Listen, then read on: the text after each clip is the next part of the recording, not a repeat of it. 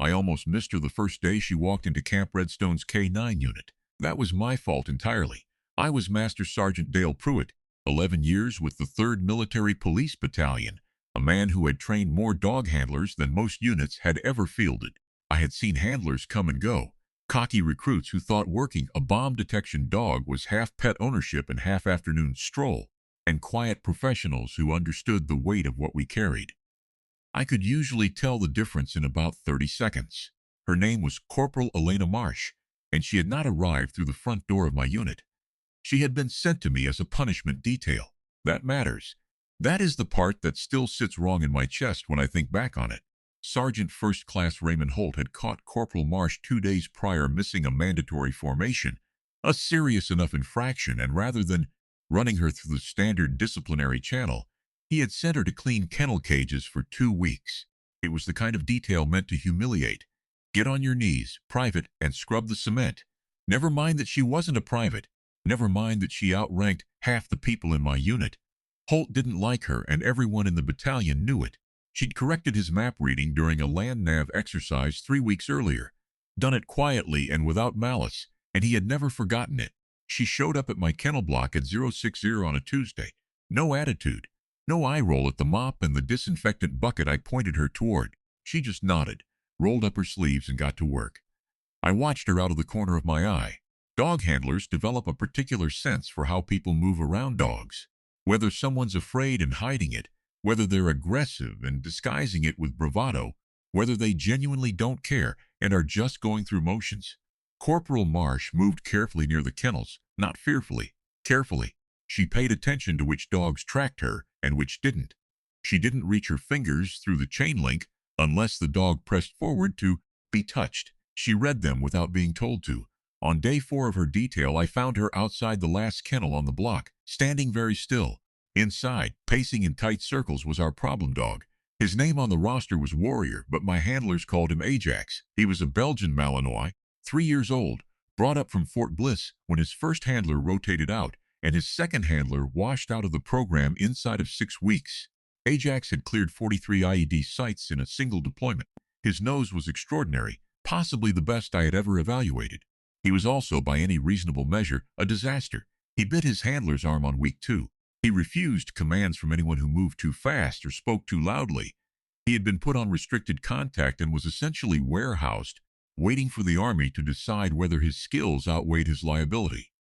Corporal Marsh was standing outside his kennel, not touching the fence, just standing. Ajax had stopped pacing. He was watching her. "You know what he did to the last handler?" I said from behind her. "Yes, Sergeant," she said. She didn't startle. 3 stitches. 7, I said. The report was wrong. She didn't say anything for a moment. Ajax took 2 slow steps toward the fence. "He's not mean," she said. "He's frustrated." I didn't answer that.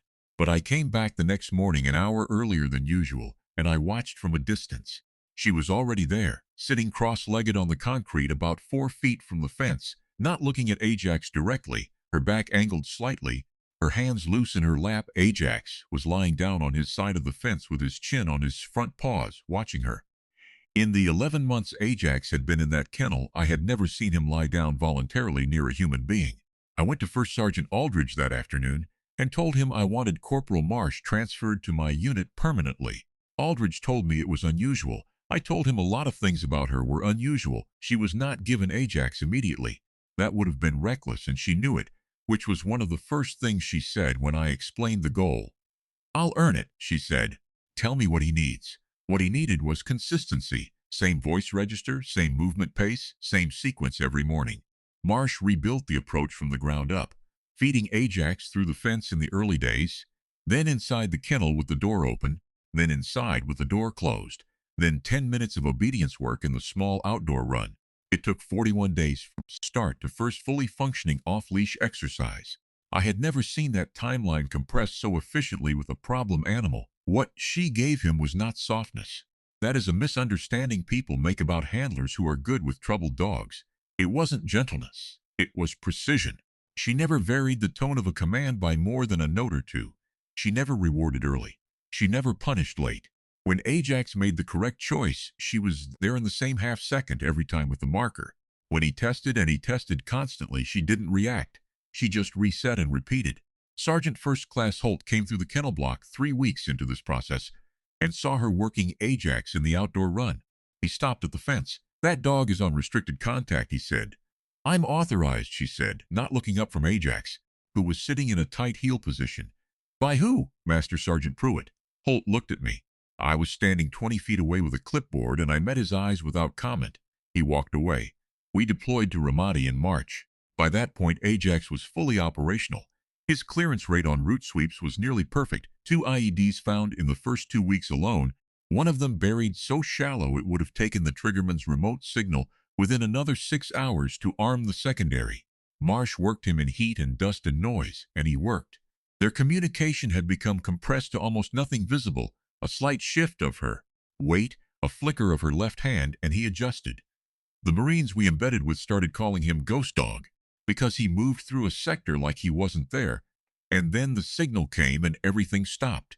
The 3rd week of the 2nd month, Holt's radio report to battalion got the coordinates wrong. We were working a 4-kilometer stretch of road on the western edge of the city, and I heard Holt give coordinates that put our patrol half a kilometer south of where we actually were. I caught it, started to key up to correct, and Marsh was already on the radio. "Actual position is grid 7749er by 331, she said, her voice completely level. "Not 724. There was a pause. Then battalion acknowledged. The convoy held position. The airstrike that had been coordinating off Holt's coordinates went 2 minutes later. To the south, to empty desert, to nothing. Holt said nothing on the net. He did not look at her. He moved to the front of the column and kept walking. She said nothing either.